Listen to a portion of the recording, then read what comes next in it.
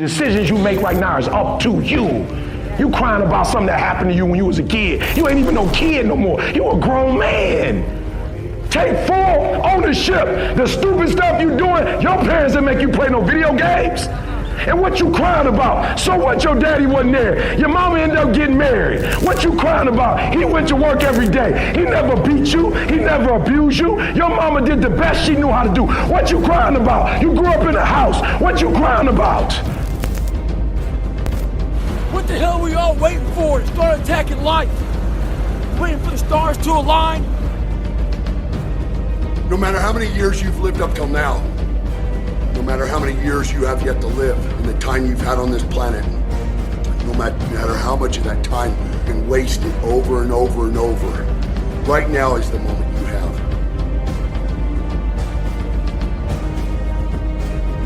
When you want to succeed, as bad as you want to breathe, young man, then you will be successful in any area of your life.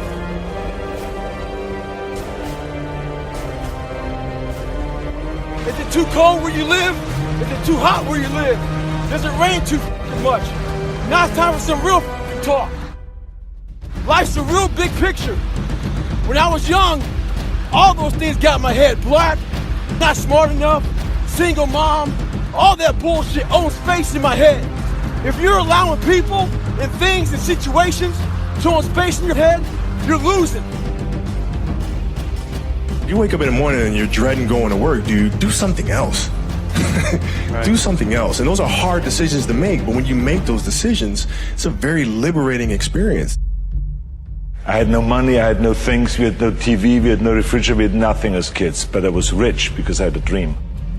You're gonna get your ass kicked, we're gonna get the shit kicked out of us. You gotta get up, you gotta have faith that the one thing you wanted to happen oftentimes is the best thing that never happened. So have faith, just keep that in mind, keep plugging away. 3 o'clock in the doggone morning. I'm doing it every day and 3 o'clock in the morning. I'm telling y'all, the breakthrough, I'm gonna break these boys. Why? Because where they come from, they couldn't get up at 3 o'clock in the morning if they wanted to. They smarter than me.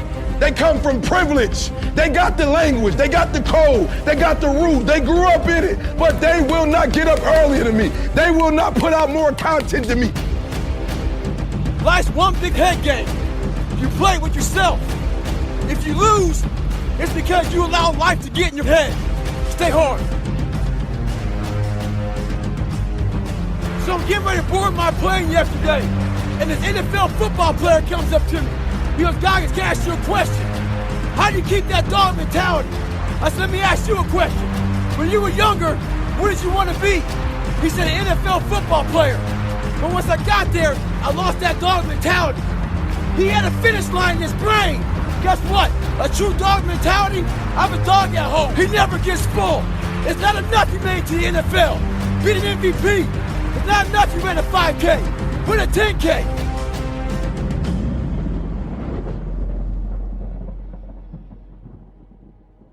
Don't be afraid to fail. Anything I've ever attempted, I was always willing to fail. In the movie business, I remember that you pick scripts. Many times you think this is a winning script, but then of course you find out later when you do the movie that it didn't work, and the movie goes in the toilet. Now we have seen my movies, I mean, Red Sonja, Hercules in New York, Last Action Heroes, those movies went in the toilet. But that's okay, because at the same time I made movies like Terminator and Conan and True Lies and Predator and Twins that went through the roof. So you can't always win, but don't be afraid of making decisions. You can't be paralyzed by fear or failure, or you will never push yourself. Saturday night, 1:45 a.m. I just wrapped a phenomenal workout here in the Iron Paradise, got after it hardcore. Hardest workers in the room, it's how we do it. The number one question that I'm asked everywhere I go around the world is always, how is it that I stay so motivated? What are the motivating factors in my life that keep me in this psychological space?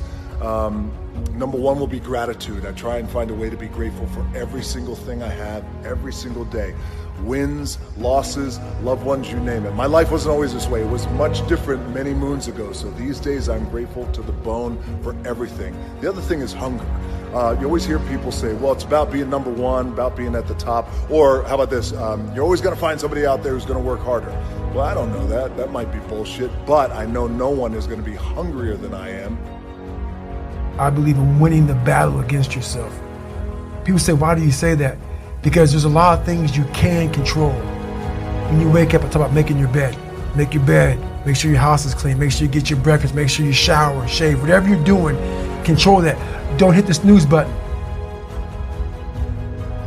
You wake up in the morning time and you own all this stuff, because once you leave your house, the world then gets at you.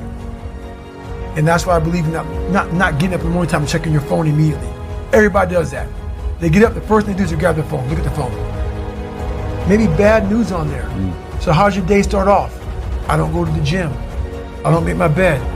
You're caught up now on that phone. That's how your day starts. You lost control. So once you win that battle in the morning time, then once you go out, now you've won.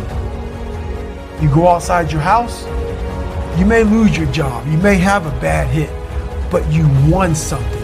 So you're going into battle having already won something. Having already won. So then, if you hit the snooze button, you go out, you're just defeated already. You're behind the power curve. Now you've won something. You feel better about yourself. So now you're able to take these hits along the way. Yeah. Win what you can. The most important thing is that you have a vision, that you have a goal. Because without that vision and without that goal, again, you're drifting around and you're never going to end up anywhere. People don't become successful just by accident. You know, I mean, maybe the guy that found gold in California and started the gold rush, but don't count on that. That's the one in a lifetime kind of a situation. So you got to really have a specific goal. And to me, to have that vision that I want to be Mr. Universe, that I want to be the greatest bodybuilder of all time, that was a great vision, and that specifically to look like Reg Park and to be up there on that stage and to lift the trophy overhead and to win the championship over and over and over again. So that was a great goal. You have to have a goal. Now, it doesn't have to be that specific goal, but it has to have some goal. This is why I always recommend to people, sit down, take your time, and start thinking about, why do you want to work out? What is your goal? And then it can be as crazy as it is. It could be, I want to impress girls. If that's your goal, so be it, but it motivates you. So somebody just asked me a cool question, said, DJ, you're on top. Where could you possibly go from here? And you always talk about outworking your competition. Who's your competition? It's a great question.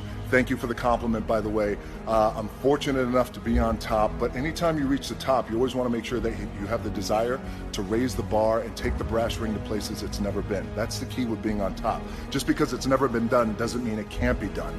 And in terms of competition, great question. Everyone's my competition, but a fundamental key that I've learned over the years is, and I'll share it with you, my number one competition is me. It's always you versus you. You got to be the one to get up every morning, be disciplined, put in the consistent daily hard work, because that gains success. No coach, no trainer, no mentor, no boss can do it. You versus you. Back when I was growing up, the song came out. All I need is a miracle. Well, guess what? That miracle ain't coming. There is no perfect time to start. You gotta start now with changing your life. We're all being tested in life. And guess what? This is one test you can't cheat on. We all have our own test. Some of us are obese.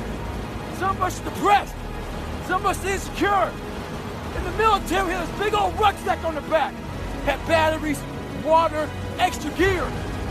Your extra gear is the shit you're dealing with in life. And the only way to overcome it is for you and you alone to face it. You have to do your best work when you're least motivated.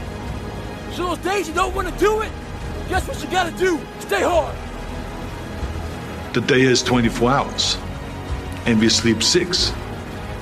Now, I know there's some out there that say, whoa, I need 8. Well, I say just sleep a little faster. Because the bottom line is we have 6 hours of sleep, 24 hours are available, so you have 18 hours now available to your work, your family, your hobbies. E.T., what was it like being homeless? I don't remember. What was it like eating out of trash cans? I don't remember. I ain't on that. Let me tell y'all the hardest part of my life.